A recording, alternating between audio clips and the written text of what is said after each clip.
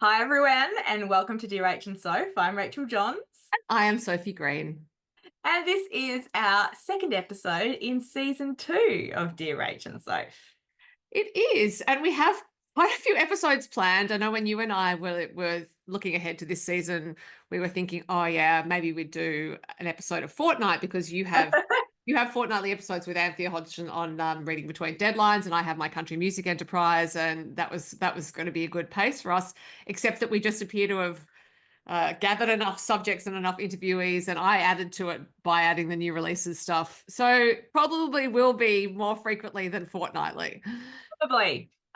Anyway, so I don't know I was going to say I don't know what you've been up to. You can tell me in a moment, but all I've been up to is, since we last talked, is basically writing. It's all I'm doing at the moment. I'm sitting in this room most of the time because I've got 2 weeks to go until my book is due. That's not the original deadline. This is way past the original deadline.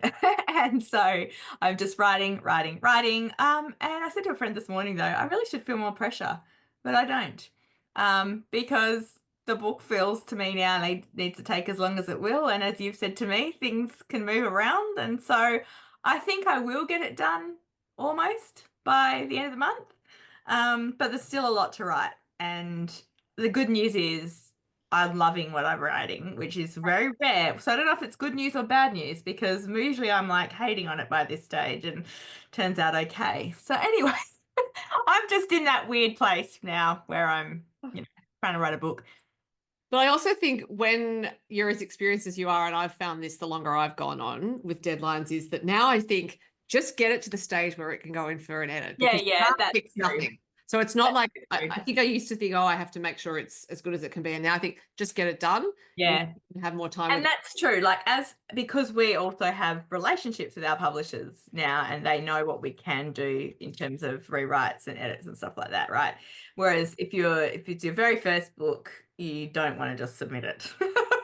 No, and you can't because normally also you are submitting a complete manuscript in order to find a publisher or an Yeah, agent yeah. at that point. So So you we want it to be are. the best and polished as it can be. Yeah, but no, I am feeling okay and feeling good about it. And I think it is quite polished and stuff. Famous last words. My publisher's actually reading the first 100,000 words this weekend. So I'm feeling a bit nervous because we have got quite a tight deadline in terms of editing and getting arcs done and publicity and all that if it's to come out this October, which at the moment it's still supposed to be because I've got a few things I can't speak about yet, but I've been invited to around that time, so it works well. So yeah, that's all I'm doing. I have no other news apart from that my back is going well, so because I've been doing a lot of reformer Pilates and I'm loving it. And because in your newsletter you did talk about your poor back as opposed to your bad back. Now I'm Yeah. still not wild about poor. However, and for those who don't know what I'm talking about, last year Rach referred to her bad back, and I said, please don't talk about your back that way. It can hear you. And we have to think of our bodies in a loving way. And the back is supporting you, and it's just it's having challenges, is what I'm Yeah. trying to say. Soap and my back are friendlier than I am with my back. And that should not be the case. You and your back should be best friends, best friends. And I'm also curious whether you feel like thinking of or referring to your back in a different way actually might have helped you get to the point Yeah. where you're doing the Pilates and it's like, all right, what can I do to support my. Yes.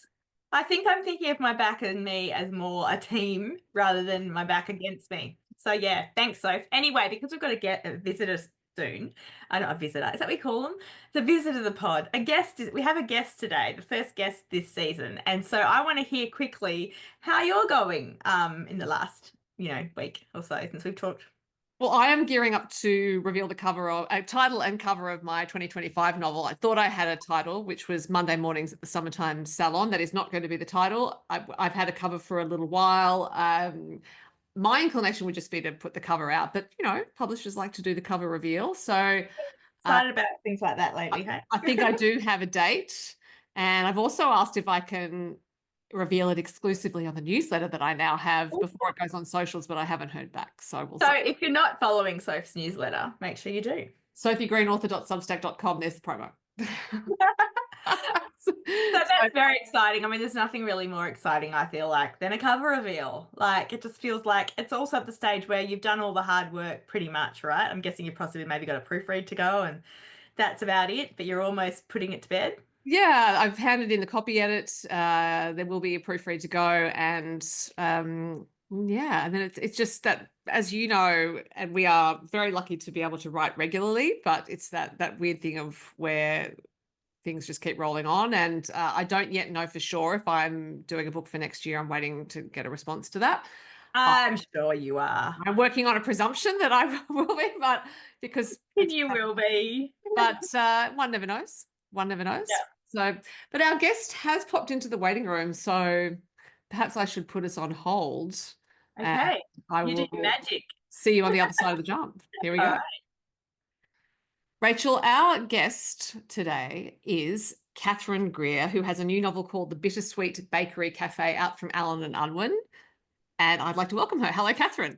Hey, nice to meet you too. Super So excited to be here. Oh, so wonderful to have you. And I love that your book is right in the background there with that beautiful, bright, appealing cover that I would definitely pick up in the shop if I had no idea who you were. Do you know, I had a friend at work. So I work as a full-time copywriter, and I'm very, involved in my corporate career. And a friend brought a gift in, and I opened it up, and you guys will appreciate it. Look what she did. She gifted me a copy of my own book. Oh, wow. I know. Beautiful. That's love. Was that not gorgeous? And she said to me, "You're going to have a lot of events and things flying around. Do you need a copy with your own sparkle?" I think And that's such a good idea.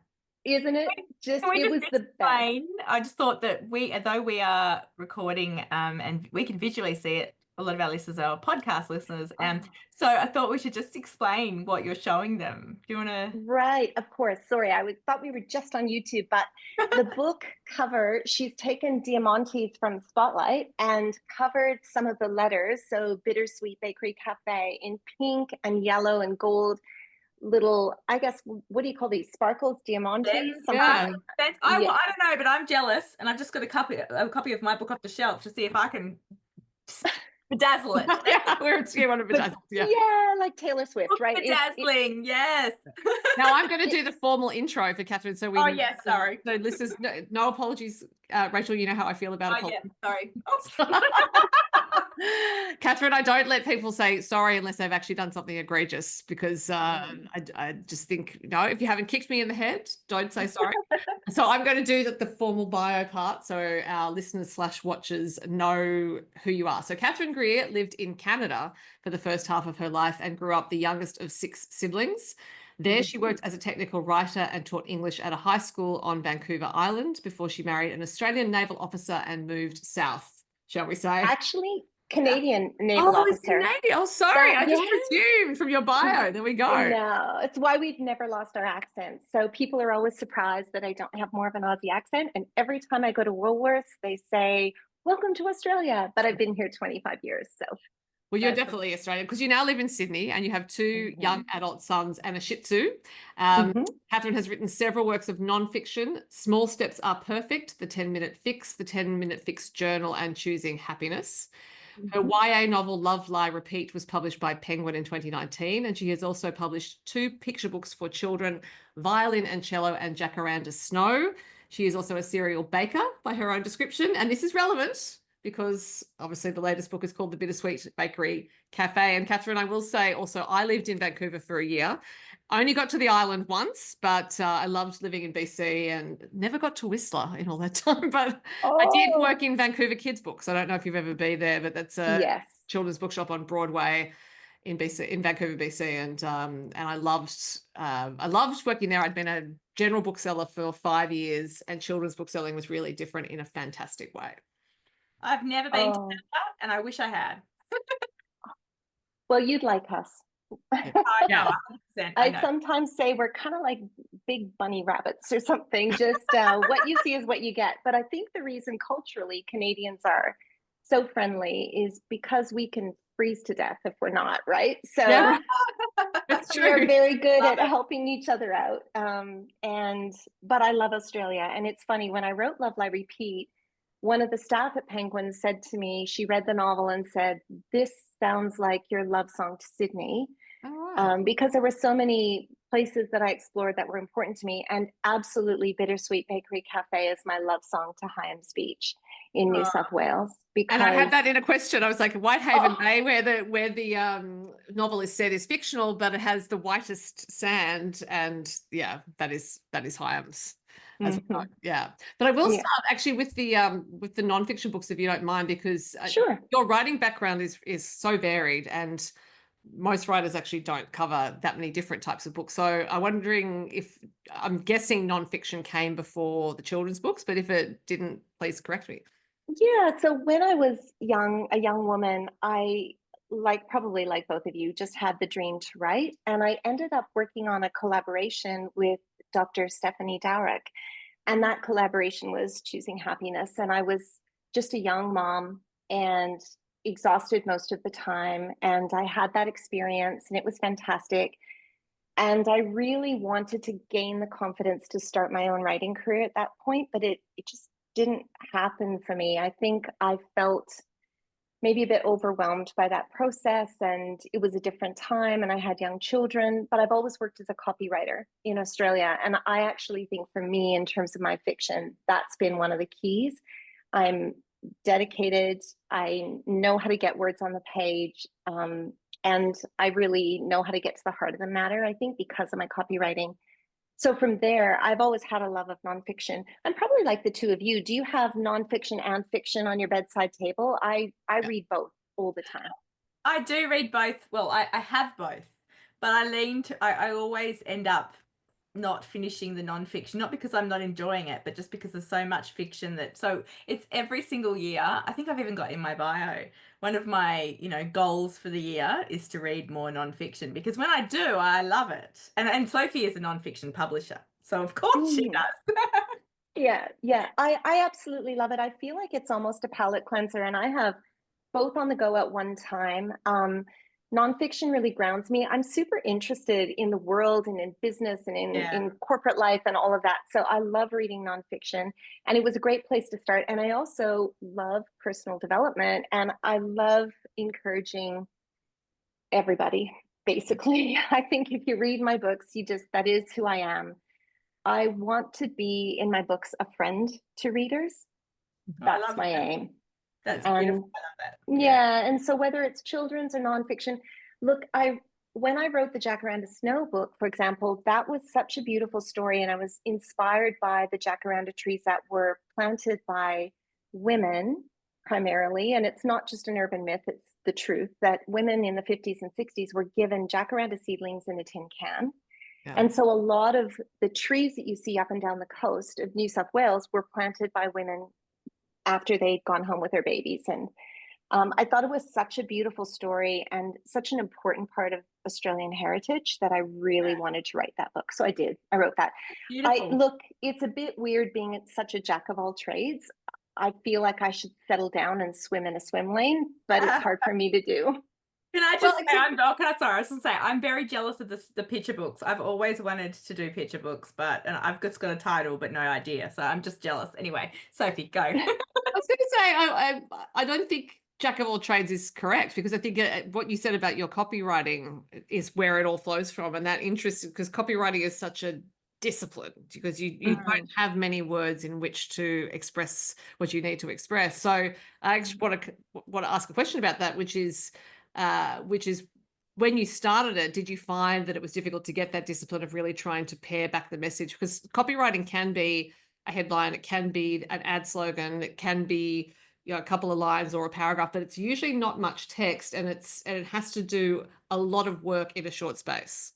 Absolutely. So you really need to get to the point. And I think when I started writing fiction, and you can probably tell, I'm not a writer who overwrites. So I definitely write from the start to the end of the book, and I write mainly just the words that are needed. And I had to force myself.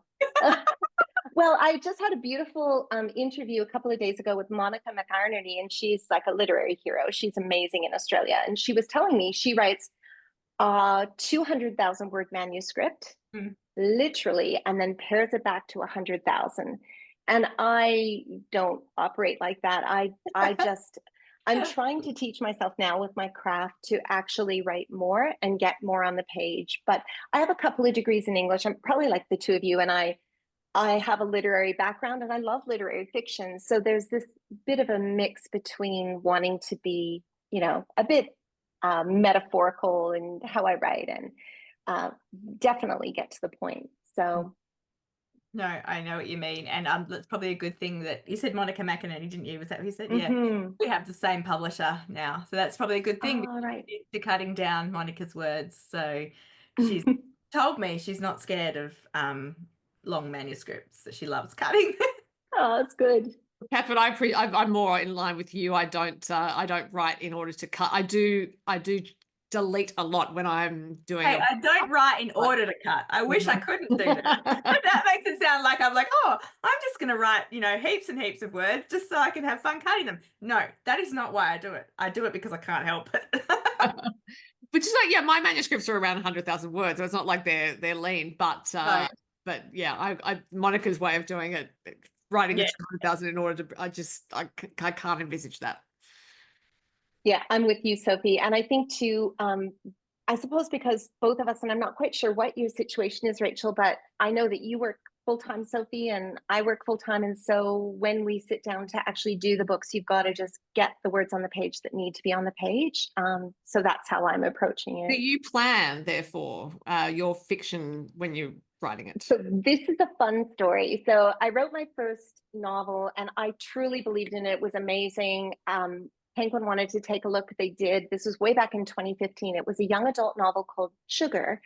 And the premise of that novel was that Australian borders had shut down because there was a global pandemic and teenagers ended up running the world, their schools, etc. And Penguin came back and said, we really love your writing, but it is highly unbelievable that there will ever be a global pandemic and Australia would shut its borders. How could that happen? So I got knocked back to that one. I was so disappointed. I still love that manuscript. And then I actually was at a lit conference and they said, but do you have anything else? And I said, yes, which was a lie. It was a lie. I didn't have anything.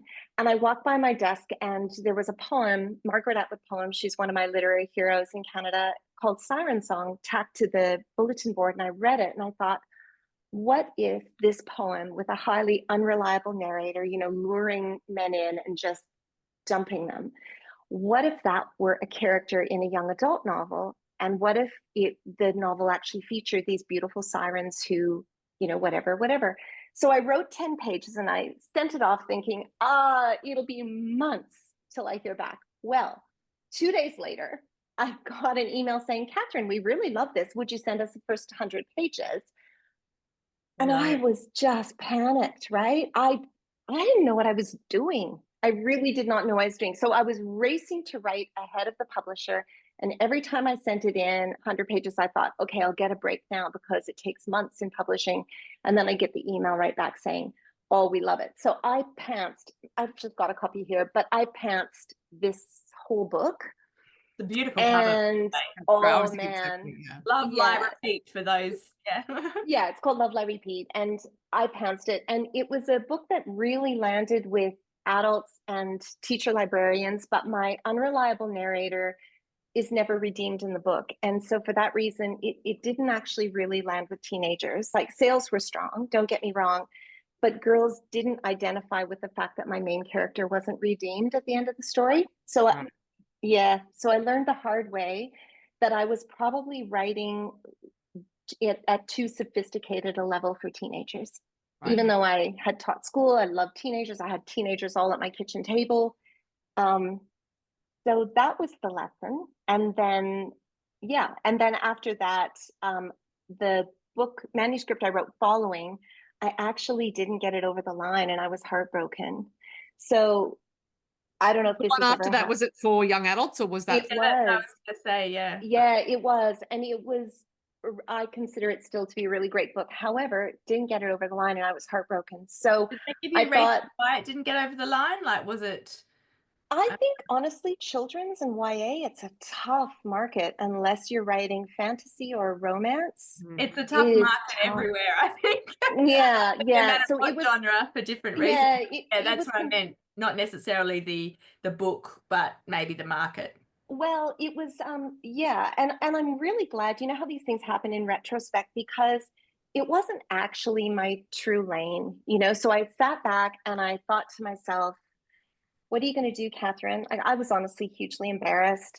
I didn't know if anyone would ever believe in me again. I didn't know if I believe in myself again. And I sat down and thought, right, I'm going to write from where I am now, but I'm going to plan this book. So when you read the Bittersweet Bakery Cafe, you can really tell that it's a book about grit and resilience and a woman who needs to pick herself up because no one is coming to rescue her. Mm-hmm. There is no handsome stranger. In fact, the handsome husband has kind of done her wrong. Yeah. And she needs to fall in love with herself and she needs to find her own grit. And so I planned that book because I was so worried. And it actually made for quite an easy writing experience. Okay. So So you feel like I you don't might know. do that again, like for Yeah, I think I would. I have my idea for book two, and women are already asking me, "Is there a sequel? Is there a sequel?" And I'm like, I don't really think I'm a sequel writer, but I have, I thought that too. yeah, yeah. Well, So I'm not sure. it's probably a good Although, point at which to ask you about when you got the inspiration for the Bittersweet Bakery Cafe. hmm I was, you can't, unless you can see me, you don't know, but I have gray hair, and I was coming close to my 50th birthday, and I really it's pre-COVID, but I just got super tired of coloring my hair and I was reaching this sort of midlife place. And I felt like midlife women are always portrayed in books as almost caricatures of themselves. So they're either the zany friend with the crazy glasses and the spiky hair, or whatever, or but they never seem to be portrayed as just themselves, but older. And I really wanted to write and center women like me in the middle of their lives with all those challenges. It felt like, and peace be to everybody else out there who loves to read about 30-year-olds, but I've already been 30 and I do not find it interesting. And I really want to write about women like me and my friends who have had this incredibly rich experience and full lives. And we're acting as the glue in society. We're working our tails off in corporate life. We're often taking care of very elderly parents. Some of us have, you know, teenagers or young adults who we're wrangling, and life isn't easy. So I guess I was going through my own kind of midlife questioning, and that got me started with the idea of Audrey Sweetman. What would happen if I lost everything and I had to start over? What would I make with what I've got in my own two hands? You know, Right. what could I make? Well, that's a great premise, and also ties into the website you run, which is called Love Our Age. Mm-hmm. When did you start doing that? Around the same time, I guess 2020. So I was kind of on this gray hair journey and I was feeling like I wanted to center midlife women. The age positive movement was just starting to happen because here's the deal, like you are both significantly younger than I am. However, we're going to live until we're 100. My mother's 93, right? I think I've probably got till I'm 100.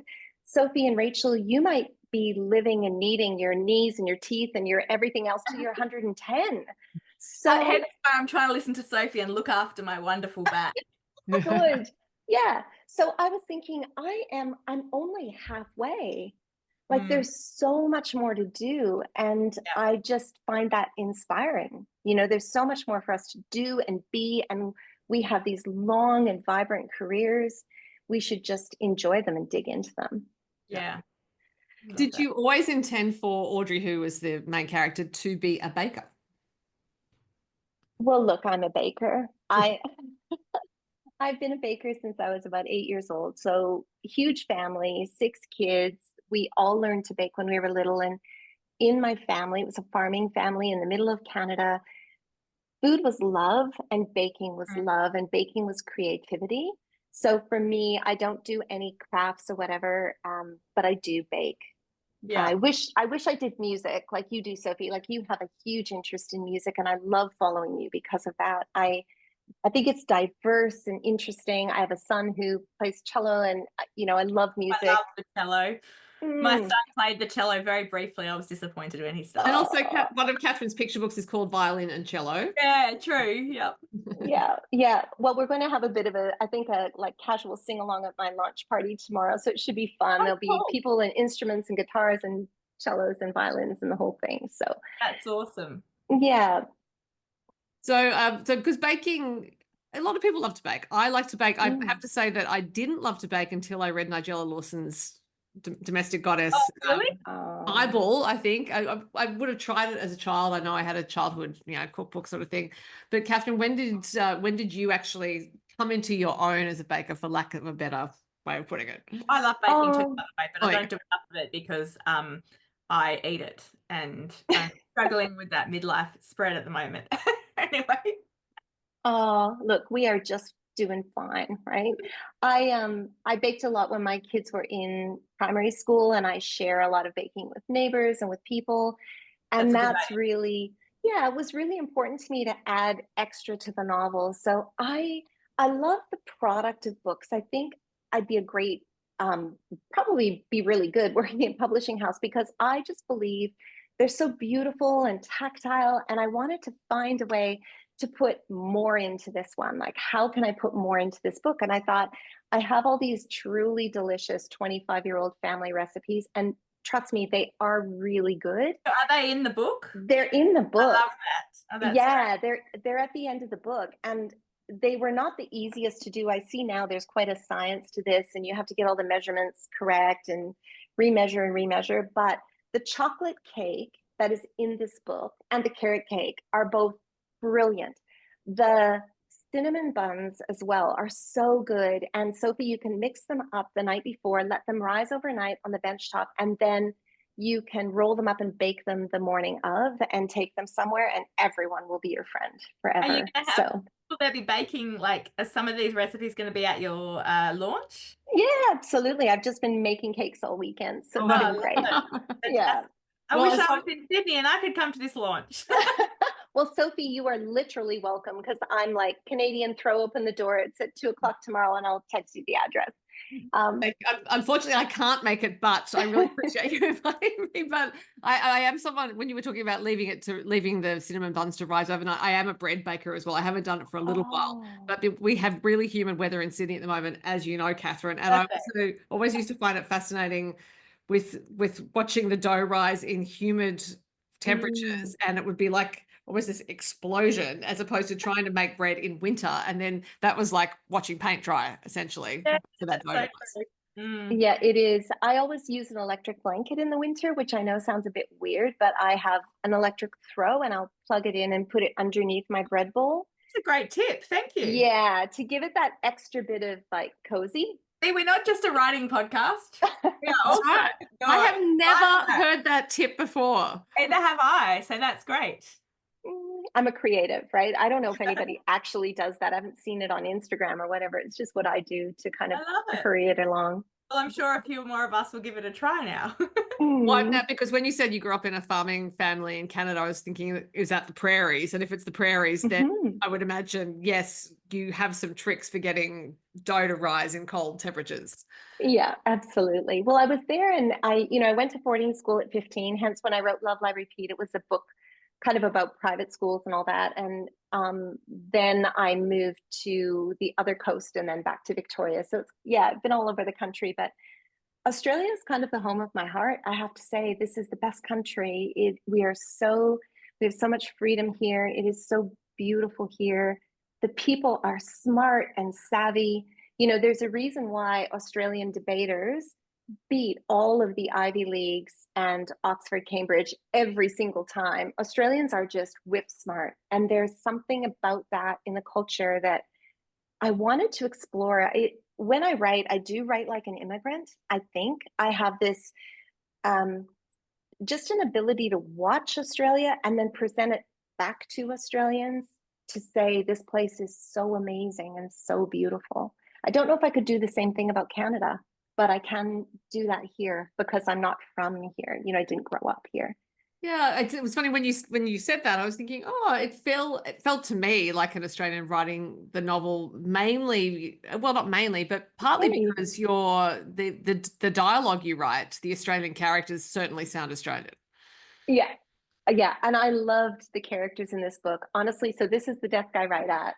I wish you guys were just here in my room and we could chat, but I would laugh, just like laugh every time those characters walked on the page. My favorite in the book is actually Chez, and I think she lives even more in my head than on the page, but CEO of some holiday flats, and she's hilarious. And then I loved the Coffin Cheaters bikie gang. They were really funny to me. So I Now, had a great I time saw writing it. that. I saw that in a blurb. And Yeah. Cheetah's the real bikie gang, right? Yeah. I So found like, that I I did find that aren't you afterwards and I worried was they're gonna like, come after you? well, I hope they do because I love the ones I wrote. I'm like, if they're like that, it'd be great. I think you give people love and some cinnamon buns, and usually everybody's all okay, right? Because yeah, I they're very, very big, no, well known in Perth. That's where Coffin they Cheaters. formed. Yeah, it's Oh. they're well, I'm not going to say too much because I'm not I don't want them coming after me.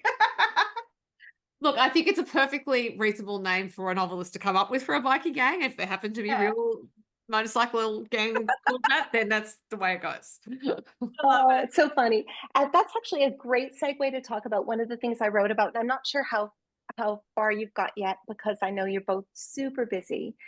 But I had the opportunity to teach a writing class. So I do corporate training and instructing, and I was an English teacher, whatever. And I taught a writing class to women who were in recovery from alcohol use, to recovery coaches and influencers. And it's a topic that I tread really lightly around because I like to say up front, I am not trying to claim that I'm in recovery from alcohol use. I'm not, but my main character is. And the reason that I chose that path for Audrey in the book is that I was so impressed by these women who I taught. They are midlife, totally high performers. It's 48% of midlife women who end up just on this kind of slippery slope. And it's not a slope of shame and addiction. It's a slope of I'm really stressed and I'm just having a glass of wine so that I can sleep better. I'm 48% is shocking, isn't it? Yeah, yeah. And so women my age, like we're sandwiched between elderly parents, we're still working, we're got all these pressures, health problems, like all of it, menopause, like the whole thing, right? So they were telling me their stories, and it was you have a glass of wine to sleep, and then you think, oh, if I have two, I'll really sleep. And then you have one at dinner, but then you start to have one when you're cooking dinner, and then you find you're opening it as soon as you get home. And it is just it's a way to cope like we cope with anything. Some people over exercise, some people like me have too many Oreos, some people, and in the recovery movement they say this beautiful thing, which is we're all in recovery from something. Mm-hmm. And I think that's so true. And when I taught those women, I thought I want to write a story where that sense of shame is just gone, because I didn't see them as addicts who had to, go down to their local town hall and out themselves. I just saw them as beautiful women helping each other because they just slowly got into a spot they couldn't get out of on their own. Hmm. Yeah. I think the way you start to introduce that for Audrey seems so authentic because we don't get an announcement as a reader. Mm-hmm. We don't get a whole, oh, well, I am in recovery. She's not telling us that. It's just this awareness that there's something going on for her in relation to alcohol, mainly in terms of her reactions to seeing it out and about in the world, and that thought, and that's something that comes in quite early, which is about sleep. Her thinking, oh, will I even be able to sleep if I don't have that? Mm-hmm. But again, that's if it was someone in recovery, it would be part of the fabric of their life. They're calculating that in all the time to their life. So yeah, I really admire the way you did that, because I thought, well, this is just this growing awareness for me as a reader that this is going on, but it then means that it's just part of who she is as a character and as a person. It's just another element, same as her loving to bake. And actually, when we meet her and her life gets upended, her first instinct is to bake. Yes. So I think that tells us really the important thing to know about her in terms of the Yeah. story. Yeah. Yeah, absolutely. And I think we cope however we need to cope, right? Whether that's, obviously all of us work out our lives through our writing. Would you say that that's the case for the two of you, that you work out what you're thinking in your writing? Yeah, absolutely. I think the first time when Rachel and I started this podcast, I'd interviewed her the year before. We didn't actually, we weren't friends, but I just had this instinct that we could do a podcast together. And our very first episode last year was about The Other Bridget, and which was the novel that Rachel released at the Yeah. start of last year. And that had some subject matter in it that was close to her life. And so we had a conversation about that. So I'll let Rach talk about that now. Well, I just think that probably everything you write, in some ways, it's harder the more books you write. But with The Other Bridget, yeah, I wrote about a recovering anorexic because I dealt with eating disorders in my teens and early 20s and stuff. And it took me a long time to work out how to, put it on the page. But yeah, we talked about why in that thing. But I do think like all the people you experience, all the people you meet and experience and stuff, that's where you get your ideas and inspiration. And that's why I do have a little bit of a bugbear, not that it's against you, but when earlier on, I don't know if it's before we came on about talking, people often think that general women's fiction like we write and especially those with strong romantic elements in doesn't have that depth, and stuff. And the majority of books do, I think, because people do, authors do dig deeply into their own experiences and also those of people they know and love. So yeah, I don't know if that's what you were asking me, Sophie, because I sort of blanked for a second. Well, I think it's just Catherine was saying, do we bring in elements of our own lives? And yeah, absolutely. I also The spark for something. I was also saying, like, I think you sometimes do it without realizing it. Like, obviously, something like you deciding to honor those women that you taught, that's a conscious decision. And then sometimes I find things happen. I'm quite a bit more of an organic writer. Things come along in the plot that I don't even realize that I was going to, shine a light on, kind of thing. And then I go and have to research. Like, one of the things is my book a couple of years ago was tiny houses, and I love tiny houses. Yeah, I know. And using them for like foster kids aging out of care and stuff. And like that just sort of came. It wasn't something I knew I was, passionate about or thought about much. But then when I investigated it, because it came into my head, I learned a whole load more and, about homelessness in kids aging out of foster care and things like that. And so it became something I was, passionate about and interested in.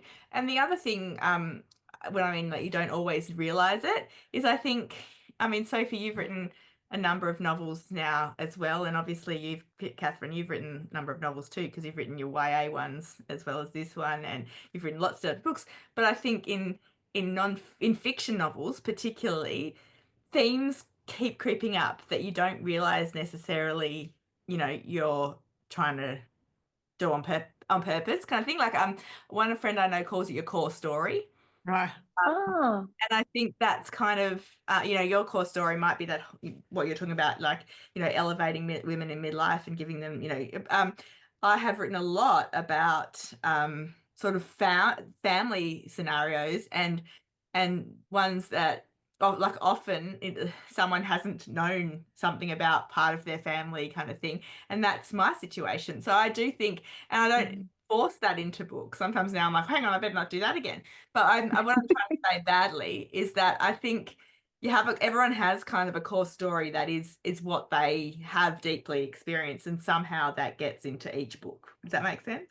Yeah. It does. I have a question for the two of you, and I'd love to ask it if it's okay. Please do. What is it like to be on this one book a year? Because I was looking at your output thinking, whoa, Well, Sophie whoa. has a full-time job as well and doesn't Yeah. really.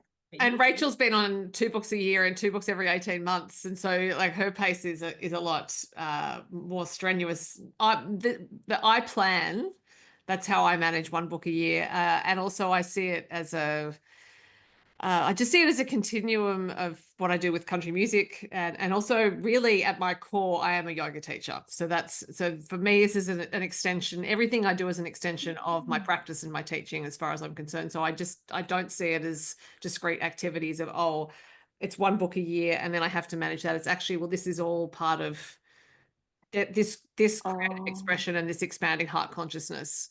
Which Okay. grandiose when I put it like that. No, I want you to keep going. I need you to keep going. Talk to me about this because I love what you've said. So you're basically saying this is a heart expanding activity for you, and it begins with your yoga as your life practice. Yeah. And then from that, oh, this is really resonating with me, Sophie, so much. I'm trying to fall in love with yoga, so that's my background. But Right. you've got this. You need to go to one of Sophie's classes. You've got this heart-centered practice, and then out of that you've got your work in the world that, you know, pays your bills and does your things, and you're putting good books into the world.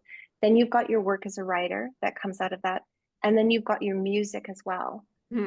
I love how that works for you. I love how that works for you, because it feels really integrative, and I'm struggling with the idea of, you know, what next, and how do I just compartmentalize my day and get that, you know, miracle morning thing happening. So tell me, how does it work? Yeah, how does it work for you practically? Yeah. Sophie will tell you that, and then I'll tell you my opposite sort of thing. Anyway, go. I think because for a while I felt like I needed to feel that I was working too much, if that makes sense, because people like my mother, for example, would say, oh, you need to take a break. And I think, but this doesn't feel like work. I don't feel like I'm being burdened by this. I do a lot on the country music side. For this week, for example, on Wednesday night, I did a 2.5-hour interview with a musician who I've interviewed several times before. And we talked about doing a much longer conversation about his life, which is a fairly strenuous story, shall we say. Very difficult. He had a very difficult childhood, but I just felt like this was a story that needed to come out. I've been interested in doing that. I didn't see that as, oh, that's 2.5 hours out of my night. I thought, well, this is an important story to put out into the world. It's not directly relevant to anything I may do as a writer, but it's something that belongs in the world. And I think that that's, again, the my interest as a person being yoga, as my teacher would say, not doing yoga, is how can I leave the world better than I came into it? But that applies to every single minute of my day. So that applies to the work I do full-time paid. It applies to my writing. It applies to the country music. It applies to when I'm teaching, for sure. But also, and I've talked about this, I think with Rachel in the past, is that the only way I know how to do anything to do with writing and the music and it is actually from teaching first. So I've been teaching since 2002. All my creative work stems from that, in terms of letting go of expectation, learning to jump without a net into a scenario, not having fixed ideas about how anything will turn out. And so when writing fiction, that's really important. It means that I don't try to control the story. I let it have its head from time to time, because when I'm going into a class, I will have a sequence written and prepared, but it will never pan out that way. It happened this week. I only teach one class a week at my workplace. I'd written it based on the weather. I thought, okay, we had a rainy week. I think I need to get some squelching out going on. So we did a lot of lateral stretching and twisting. I just wanted to, that was my instinct as to what we needed. But then about 10 minutes into the class, I thought, everyone's really tired and they've got very tight necks, and I think I need to adjust this. So we're going to keep going with what I have planned to a certain point, but then I'm going to shift it for the last 10 minutes and we'll do something that's related, because in order to teach effectively, you have to practice vinyasa krama, which is working mindfully towards particular postures, and you have to counterpose. So that creative arc is there, but I shifted it to accommodate who was in front of me. And I think in writing fiction, it's the same thing. I have my plan, I have that creative arc, but I will shift it depending on what the characters tell me. So, right. So that's I can only be that open to it because I have that experience teaching. But other writers will get to that place without being yoga teachers. So that's just how I got there. So Yoga Rachel, yeah. What do you do, Rachel? Well, it's kind of similar to Sophie, although I don't have at the moment. Am I Am I glitched? Your camera's glitching a little bit, but we can still hear you. I think it's the internet, probably, because there's 50 million people in my house. Anyway, okay. I was going to say, although I don't have a full-time job anymore, when I was published and also pre to publication, I had 3 young children, 2 at home still, and we also had our own business. And so, you know, I was also like Sophie, my writing was not like a full-time to you know, I had to find that time. But now obviously it's very different. And you okay, Sophie? You need a drink. And now it's very different, but I work hard, like, so I'm trying to explain. So I do 1 or 2 books a year, but I've almost burnt out from that a few years ago. And I'm very conscious now of how I'm feeling emotionally, when I need to refill the well, whether I need to say to my publisher, you know what, I don't think I'm going to get this done in time. And so I kind of have taken the pressure off myself to be a 1 book a year author, even though I am, and often more. But I kind of, there's a few things I sort of focus on for me to be able to do that. And that's kindness to myself. So if I'm not, sometimes like now, I think I've been too kind to myself. This is why I'm, you know, far behind on my deadline. But I love also what Sophie says. It'll always get done. You know, how do you say that, Sophie? Like, Yeah, there's always enough time, is what I say. There's always enough time. And so I really love that. That really resonates with me. So I think about that a lot. But the 2 main things for me that make it possible and that make me able to keep doing this at the pace I do is kindness to myself now, as I said. So like I used to be like, I need to write 2,000 words a day, 5 days a week. And if I don't do that, you're bad. You know, I talked, didn't realize, but I talked negatively to myself, and I made myself feel like a failure if I didn't reach the goals. Whereas now I realize that some days 2,000 words not realistic for a number of reasons. It might be that I need to think more, and so, you know, I'll let myself think, or it might be the other day I had a really, really bad headache, first day of period headache, and I remembered reading something before that said, you know, we need to be kind to ourselves on those days, and not. So I'm very kind to myself now. I give myself permission not to achieve that, and that might sound detrimental, but it's not. And the other thing I really focus on is why I do this and why I wanted to do it in the first place. And that is because I love reading, I love books, I love the whole world. I think I said in a previous podcast, I'm obsessed with it, right? This is all you know, I think about this sort of stuff all the time. I love story, I love reading, I love books. And I wanted to do this because of that. So I want to have fun.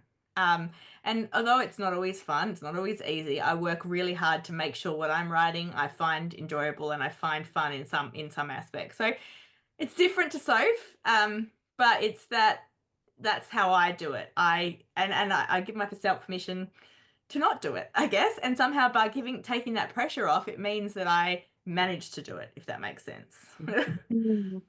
Great answers.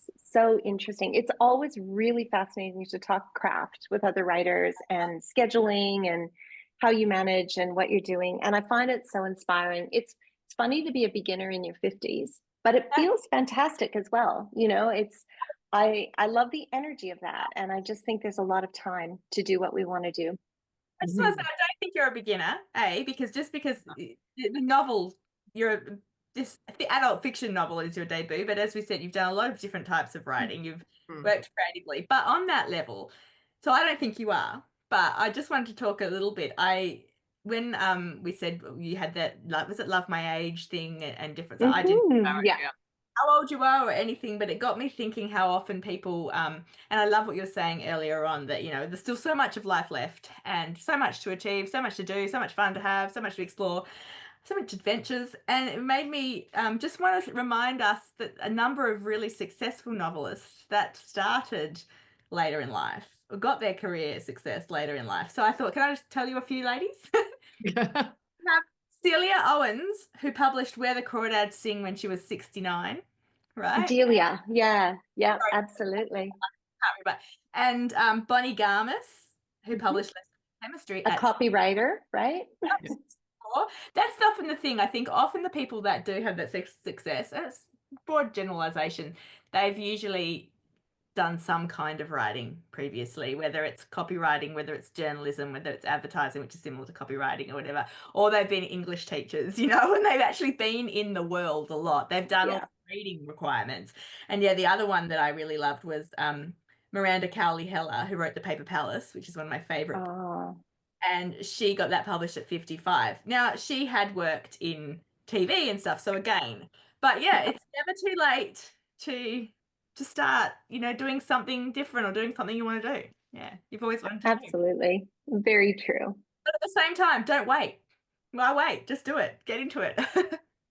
Well, that's the scary part, right? The just do it part, which is it is when you're uncertain of what the outcome may be, it can feel too scary. But yeah, I always think just start is just. And also, it doesn't really matter about. I mean, I think that's the thing. So many of us put pressure on beginner writers. They're like, oh, I really want to write a book, but I don't know how, and I don't know what to do. And what about publish? It's like, don't think that far ahead yet. Just have fun.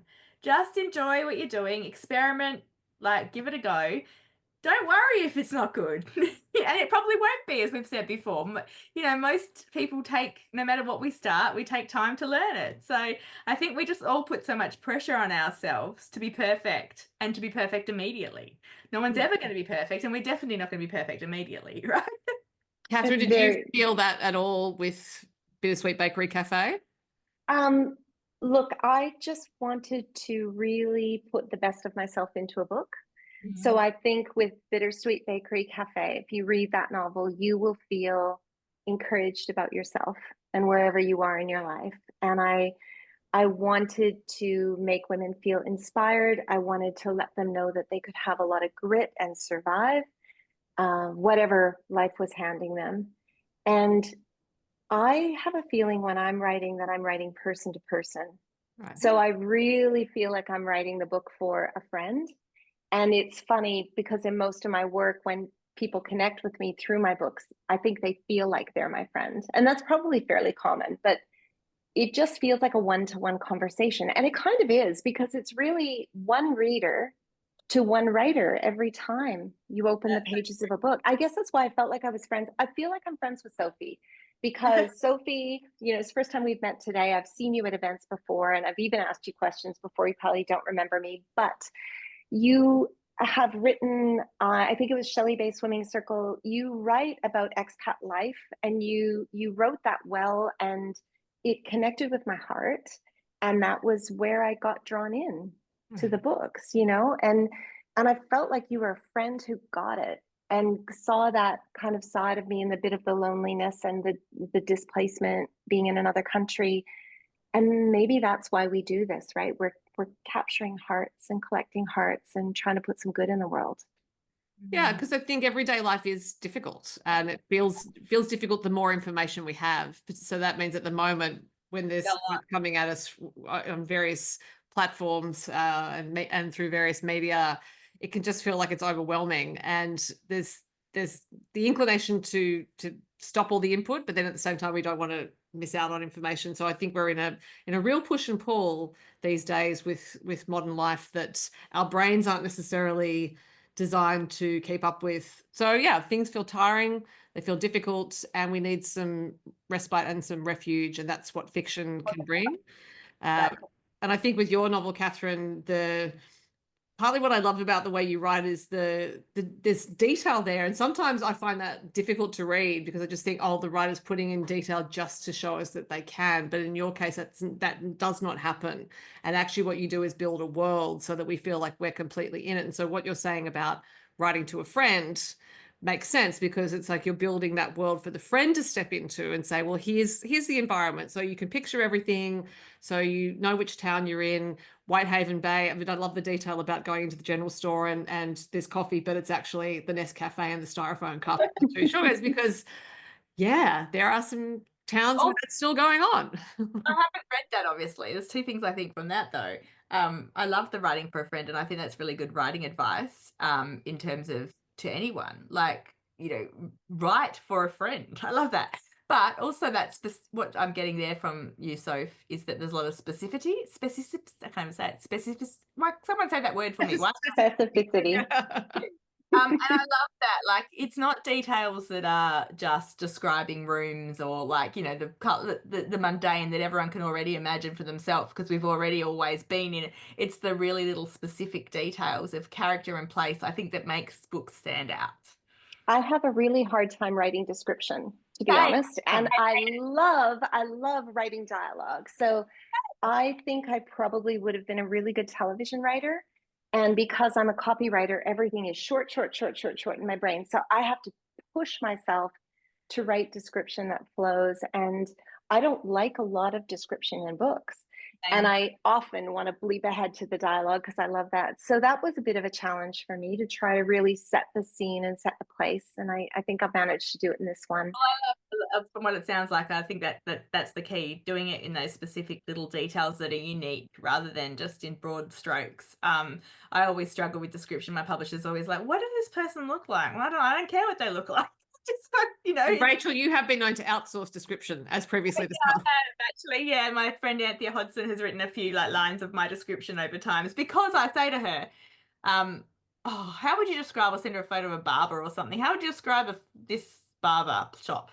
And I'm just asking, I don't actually ask that. I don't even say, how would you describe? I said, just what's a key, a few words or whatever. And she comes back with this whole beautiful paragraph. And I'm like, oh, I have to use that now. Well, So everyone's got their different talents when it comes to writing, right? We can't all be perfect at everything. yeah, that's right. So, Catherine, when you finished the manuscript, did you feel like you had achieved what you wanted to achieve with it, in that you had written it for a friend, and that actually you felt like, okay, yeah, I feel like this can go out into the world, or did it take a few drafts? No, I pretty much draft what's there on the page. I mean, I did work a bit in editorial on this one, but to be honest, my first draft is fairly similar to where we landed. I do feel like when I finished this one, I had a knowing that if I could get this book into the hands of women like me, that they would love it. And so I remember hearing an author, I don't know if it was J.K. Rowling or somebody like that, saying when she finished her first Harry Potter book, she really felt like she just knew that if the right readers could find it, they were going to love it. And I think I'm looking for that specific kind of reader who really understands what it's like to be sandwiched in difficulty at this life stage.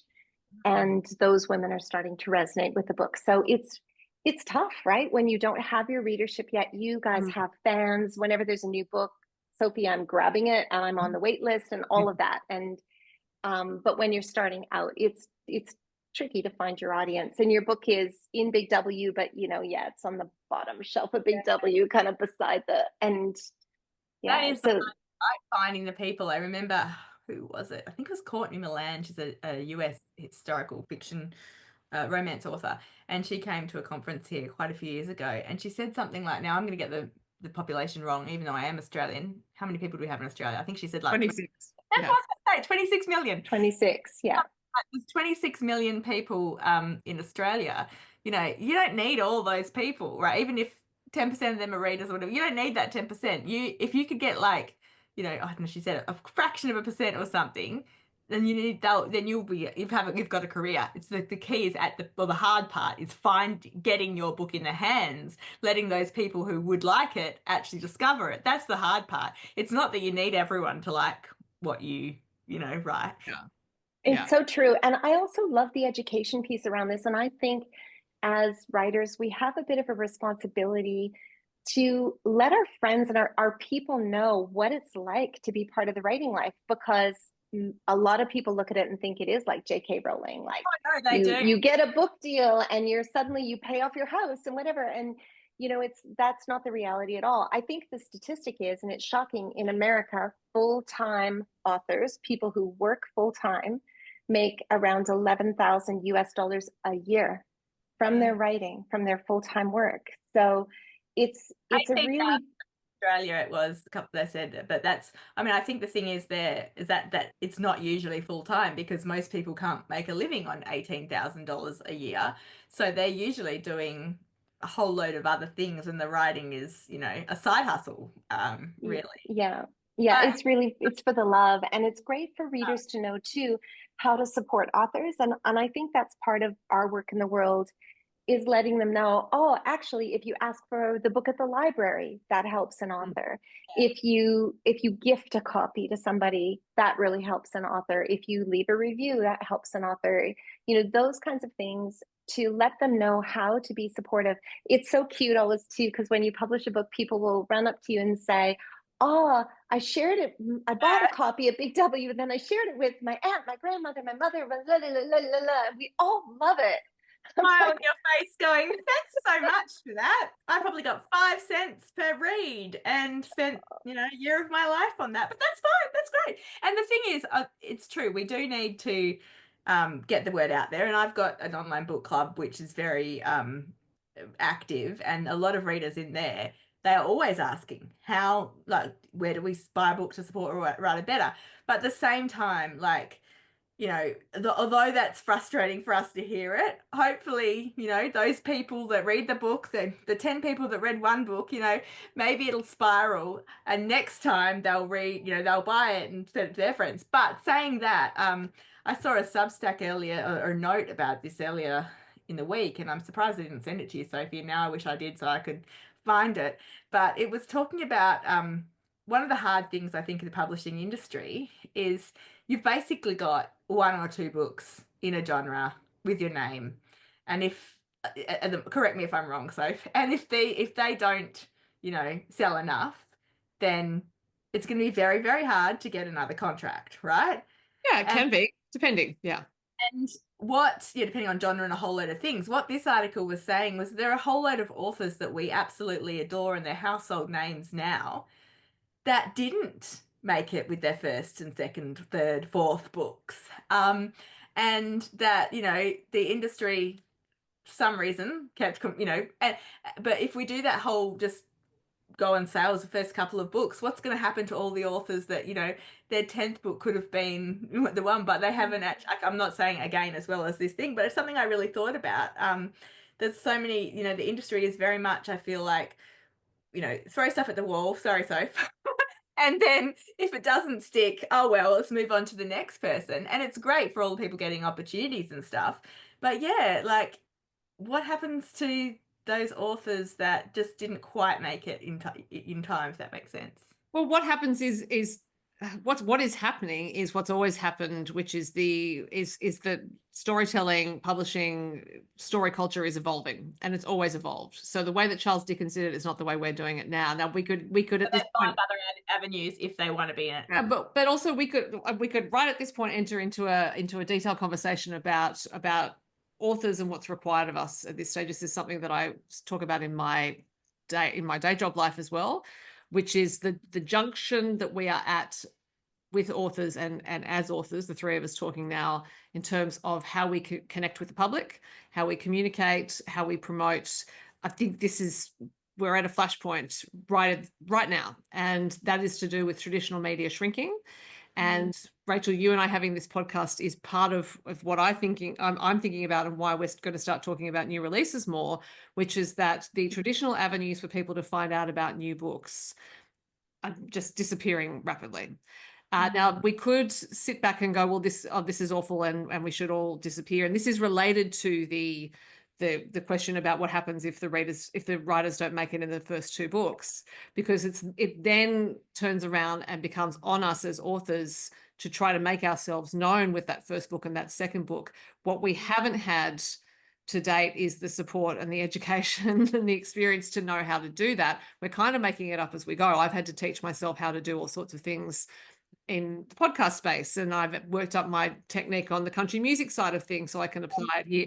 I'm speaking really frankly now, which is everything I've learned, how to do practice in Canberra, how to do iMovie, how to do GarageBand. I've worked up in the country music, and I'm applying it here because I want to talk about other people's books as well, and talk about writing in general. And I love doing what we're doing right now. But for authors, it is a difficult time, because we have to date been trained to think, well, writing the book is the bulk of our work. Going through the editorial process is the bulk of our work. And then the publishing company should be doing the rest of the work in terms of promotion and sales. I think now for authors, the promotion part of it is coming to us. That's not necessarily a bad thing, We're just not trained for I mean, the way one, we perhaps could be. one good thing about that is that what you just said earlier, Catherine, is about connecting with readers. Like, you know, we have relationships with readers, and those readers are very passionate, and they do go out and tell their friends, and they buy books, and they post on social media and stuff. And that is something you can do now. You can develop, you know, a strong community of your own. Absolutely. And I think too, it is our responsibility to think about how we get books into people's hands, and the reality of any kind of product, whether it's a book or a t-shirt in Target or whatever it is. If someone can't see it, you can't sell it. So Yeah. your book really needs to be visible. And what does that look like? And how do you get the word out? And how do you, get it out there and get it seen? That's why when I saw your call for new releases, I guess we booked in this before you were starting to do that. But I just thought that was the most generous, big-hearted, warm-hearted thing, because look at the two of you. You've had all this success, and and a lot of people really look up to you. And then to think that the first thing the two of you do is turn around and help somebody else, that was amazing. I just think that's fantastic. Like, you really should be commended for doing that, because you're doing a lot for Australian writers. You're doing a lot for Australian literature by sharing your platform and by sharing your expertise. And I'm sure people are going to enjoy it and appreciate it. Well, thank you. I mean, the reason I suggested it was because on the music side of things, I do think the music industry shifted earlier than publishing. So I have been able to watch and experience things that are happening there, and then look at what may happen with books. And I've just realized that even the interviews I do are popular, but I realized that for the artists, the real pressure was on people finding out that they had music out, and the streaming platforms, Spotify in particular, getting on playlists was critically important in terms of exposure for the song. So I thought, all right, well, I'll start doing my own playlist. Now, I'm not a big player on Spotify, but even having the songs in the playlist is helpful, so those artists can then turn around and say, oh, it's on a playlist. And then I thought, well, all right, what I'm going to do is get an APRA license so I can actually do podcast episodes and put some of the songs in there, because I'm actually sent the MP3s for new releases, so I can actually put the songs in there. And my APRA license means I have to spend 20% of the time minimum talking about them, as well as playing them, then 80% music. But I just thought that's actually what's really important in music. And then when I looked at books, I thought, we're not that far behind, really. There's not a lot of coverage for music in mainstream media, and there's not a lot of coverage for books now, or authors in general, in mainstream media. And so the new release piece is critically important, because I do know, and I'm sure Rachel knows as well, there are readers out there who are looking for great new books to read. They just don't know what they are. And Yes. And the thing that I always say, and this is so important around, envy points you to what you want to do. So if there's anybody listening today and you just have that little inside you, the reason you have that probably is because you want to do this work in the world. So do it, because it takes us months to write a book and years to get it up and out into the world. But you can read my novel in 5 hours, and you can read one of your novels in 5 hours. So, we need a lot of people writing. We need more writers. We need more songwriters. We need more creatives in the world. That's the antidote to, and I won't talk about politics because I'm a Canadian and I'm frightened for my people at this moment, frightened. But we need more creatives and we need more art. And I think that art is going to be the only thing that we can hang on to. And let's do more of it. Because I've trained my TikTok algorithm to be on Canada Talk, I am seeing a lot of Canadian content, and it's at the moment it's mainly Canadian politicians announcing counter tariffs for the United States. Mm-hmm. And yeah, I can tell that Canadians are scared. And having lived in Canada for a year and really feeling, I know I'm going to talk about politics, but just that awareness of that land border, coming from Australia where it's girt by sea, and then being in Canada with the land border to the United States, I was like, oh, this feels so different. And even when I was there, which was quite a while ago now, the fear that some Canadians had about the United States looking to annex them, and then for a certain president to say, well, become the 51st state. Because I know when I was, Yeah. the fear was that Quebec would become the 51st state because it would Mhm. cede and then it wouldn't be able to function on its own. And then the United States would say, well, hey, come and become the 51st state. So I fully, just to acknowledge, I fully understand what that fear is like, just as an outsider living in Canada. As a Canadian, I can only imagine what that must feel like. Yeah. Mhm. Yeah, it's why we need more art, I think, more than ever, right? We need optimism, and that's why romance, I guess, which I don't write, but uplit, which I do write. I love to read books that I know are going to end where everybody is okay. I Same. need that now. I'm not a thriller reader. I'm not a crime reader at all, but I know you're going to be getting into crime, Rachel, which is very exciting with the lovely Mercedes. Super excited about that. Humorous crime, so it'll still have your, your positive vibe. Catherine, that is a great segue because I'm meant to ask Rachel about it when we recorded our intro just before you arrived, and we forgot to get to it. So now Rachel can actually tell us how people have responded to her announcement about this series. So yes, if you have missed it, thank you for bringing it up, Catherine. I am co-writing a series called The Number One Insta Detectives Agency with the lovely Mercedes Mercier, who's a South Australian writer of crime fiction. And yeah, we've just signed our 2-book deal, so it looks like it's definitely happening. We've only written 10,000 words, so hopefully we can pull it off. But that's how I write normally, so it should be fine, hopefully. And yeah, we're really excited. It's basically a mashup of romance and crime, and we're saying it's like Thursday Murder Club, but for zillennials, which is basically between millennials and Gen X. I have not heard of the term zillennials before. Catherine, have you heard this term before? No, no. And in books and publishing it said for millennials because most people have not heard of the term, but millennials, it's not like it really is not Gen Z or millennials. It's kind of that, age in between. So yeah. Yeah. Well, congrats. I think collaboration is amazing. I think we need to innovate all the time in this industry. I agree. I think doing new things to stretch our writing muscles and partnerships, I'm all for. I mean, I've only very early started this collaboration thing, but I am really enjoying it, and I definitely would, hope to do more collaborations in the future, not necessarily just with Mercedes, because I just think you can learn so much we learn from reading other people's books, right? And we learn from discussions like this and talking to other writers about how they do things and that. But actually writing with someone is a really interesting process. And it's also a lot easier in some ways because when I go, oh, I don't know how to end this chapter, or I don't know what to write here, I just leave a little note for Mercedes and say, make this better or whatever. So, all those times when you're sitting at the computer going, oh, I don't know what to do, just hand it over to someone else. It's great. Catherine, have you written with anyone else? Well, that's what I do in my 9 to 5, right? Or should I say 7 to 7? Yeah, right. Yeah, as a copywriter, we write a lot by committee. It's less invested, right? Because it's corporate work, so I don't mind as much. I'd be really interested to see if I could collaborate. I'm not sure if I could. Well, I wasn't sure. And as I said, it's early days. And Sophie and I are going to interview some co-writers this series and pick their brains and ask how they but so far from what I've seen is I think it pays probably to have someone like it's interesting because I heard Christina Lauren, her romantic comedy writers, talk last year at the Romance Writers Australia, and they are quite different writers. One is definitely more of a plotter and one's more of a pants, and one likes writing the sexy scenes and one likes writing the script. I can't remember exactly, but it was stuff like that. And then they plotted together.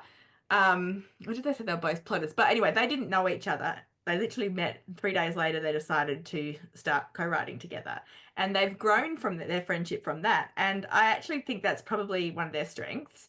And one of the things about Mercedes and I is that we really didn't know each other at all before this. Like we'd met, I think once.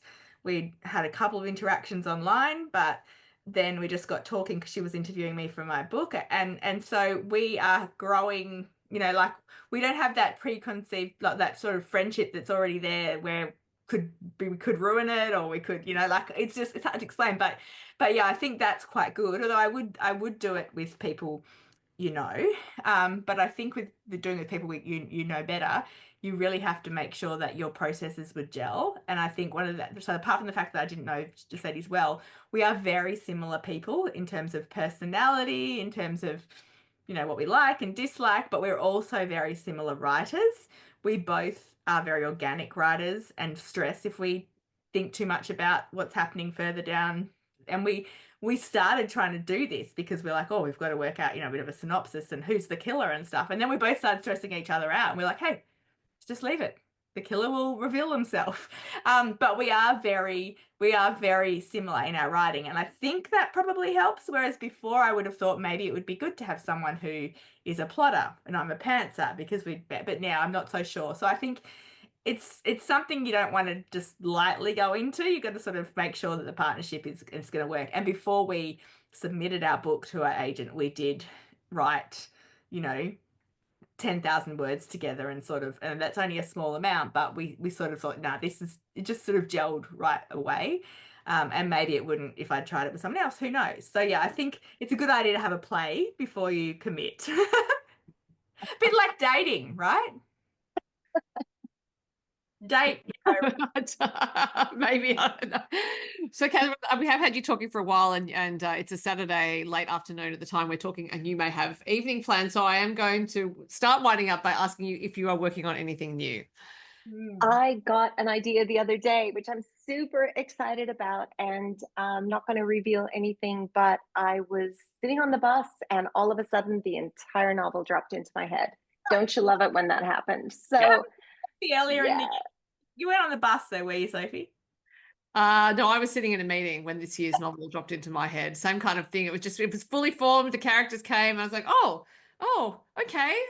So Catherine, I can relate. Oh, that sounds great. So now all I have to do is find the time to actually write it. So we'll see. Once I get this Bittersweet Bakery Cafe out into the world, then I'll be sitting down and getting busy with the next one. So how did you write around the 7 to 7 job? Well, to be honest, I wasn't working full time when I wrote this manuscript. I've only since started to work full time in the past 12 months. So before that, I was kind of 3 days a week and it was much easier. So I like to write every day. When I'm in the middle of a book, I like to write it in a season. So I just like to get cracking and work in the mornings. I don't know how I'm going to do it. That's why I asked both of you about your process and tried to get some inspo. Sophie writes on her commute.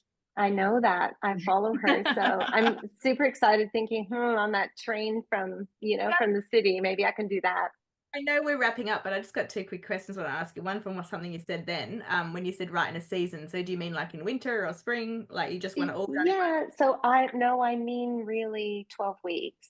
That's what I meant. So like, yeah. Because I know that Stephen King says no book should take longer than 3 months. He's probably nationally my book currently. But I'm going on in that time. But yeah, still you guys do too. So Sophie, do you reckon your books take 12 weeks? Yeah, about that. Yep. I think that's for the first draft. Yes. Yeah. But also, as I said, I plan a lot and I'm very happy to keep planning mine. And it's weird that he says that because, like, you know, you could write some novels these days are 60,000 words. He writes like 200,000 words. So he says, no matter what, you know. Anyway, there are no rules. My second question, quickly, just wondered earlier, and I know this is something probably our listeners will be interested in because we've talked about before. Do you have an agent? I actually don't at the moment. It's a big question, isn't it, about what next and how to. Yeah. Yeah. No, so you said you submitted that book without an agent. That's yeah. Well, it's kind of been a long journey, to be honest.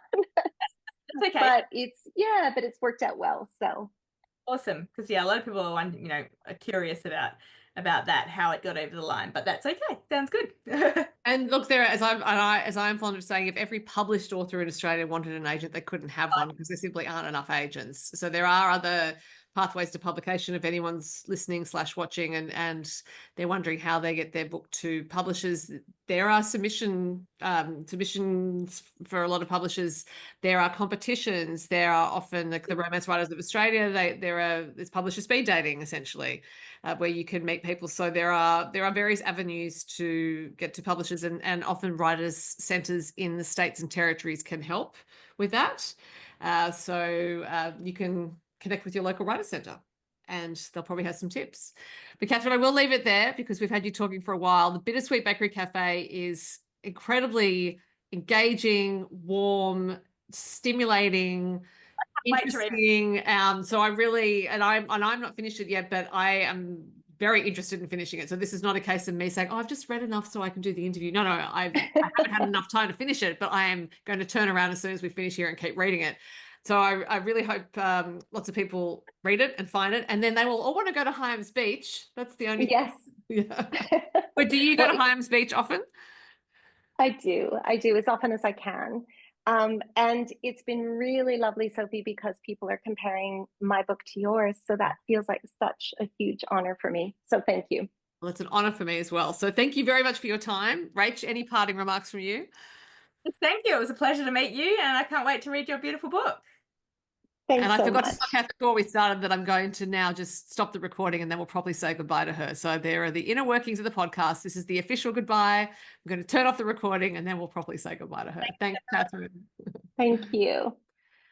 Rachel, that was fantastic to talk to Catherine. And we could have talked for hours. yeah, I do always think I've got to wind it up because I know our listeners / watchers don't have unlimited time, but I am going to use the rest of my Saturday to go back to her novel, The Bittersweet Bakery Café, because I love it. I think she's a terrific writer. She's got a really great central character in Audrey Sweetman. And so anyone who wants an engaging read should go to it.